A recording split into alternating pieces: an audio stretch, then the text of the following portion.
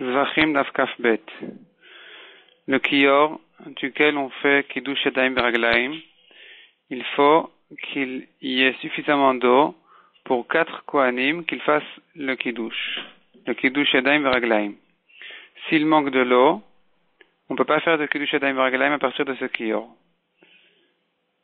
La Gemara ajoute là-dessus, si par contre, il fait un petit trou dans le kior et il rentre là-bas un petit ustensile, Kli Sharet, donc qui est Kadosh, il peut, même si dans ce Kli Sharet, il ne contient même pas un Revit, il peut faire Kiddush Yadayim Veraglaim à partir de ce petit Kli, puisqu'il n'y a pas un din d'utiliser un Kli qu'il y ait d'avka un Revit.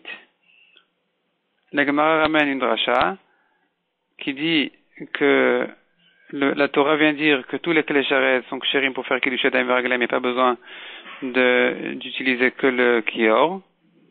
Et les klechol, on a un miout qui dit que les klechol, s'ils n'ont pas c'est pas des klecharet, ils n'ont pas de gdusha, ils sont psulim pour le kiddush yadayim veraglaim. D'ailleurs, la base du kior est aussi psula pour ce kiddush yadayim veraglaim. Autre halacha, dit la Gemara, sachant qu'un mikveh doit contenir 40 CA.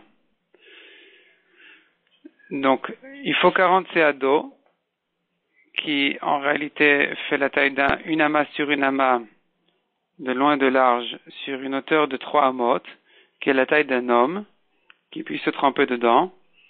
Et donc, il faut ces 40 CA d'eau.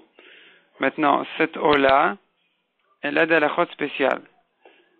Tout ce qui est kasher pour compléter les 40 CA d'eau du mikveh, est aussi kasher pour compléter la quantité d'eau qu'il faut qu'il y ait dans le kior.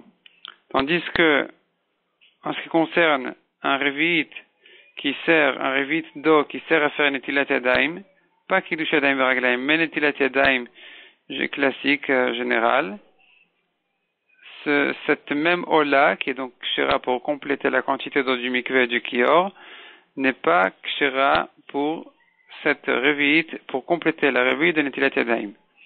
La Gemara propose 2 explications et les repousse.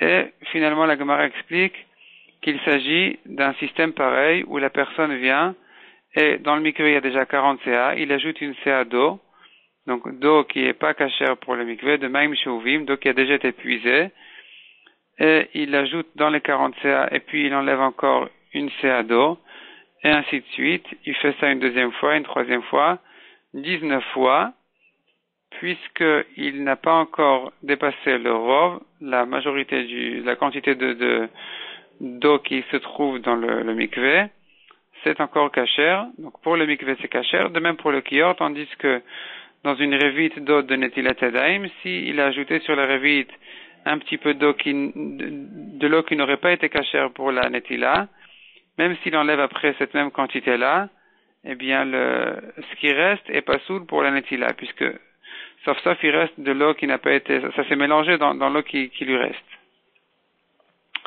Autre halakha dit la Gemara, celui qui fait un petit trou dans le mur du mikveh, donc dans l'eau, il fait un petit trou dans le mur du puits du mikveh, et dans lequel rentre un revit d'eau, il peut tremper là-bas des petits ustensiles, comme des aiguilles tméot ou autre chose.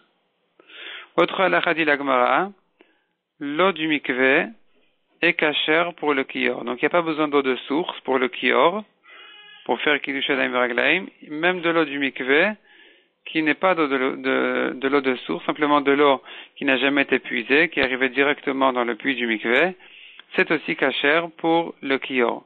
La Gemara objecte et demande, on voit d'une braïta que on peut laver les entrailles de la ola, du korban ola. Donc c'est écrit dans la Torah avec de l'eau, et on apprend d'une dracha que avec non seulement de l'eau, mais même de toutes sortes d'eau aussi, c'est bien aussi. Certaines sortes d'eau, c'est bien aussi.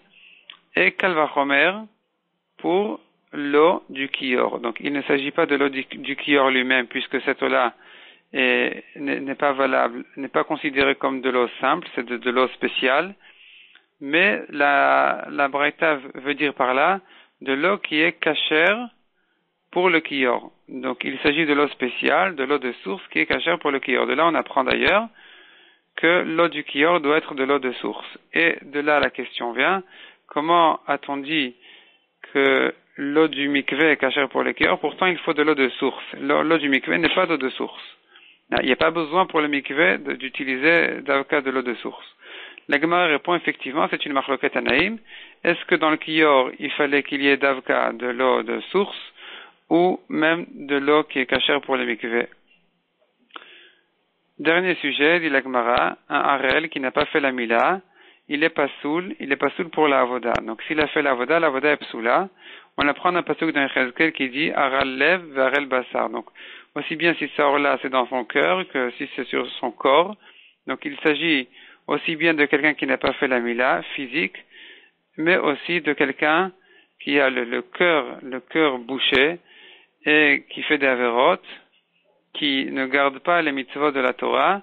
Ces deux personnes-là sont psulim l'avoda. Donc un Kohen pareil qui aurait fait l'avoda est psula. Ensuite, la Gemara rentre dans un long sujet de Touma.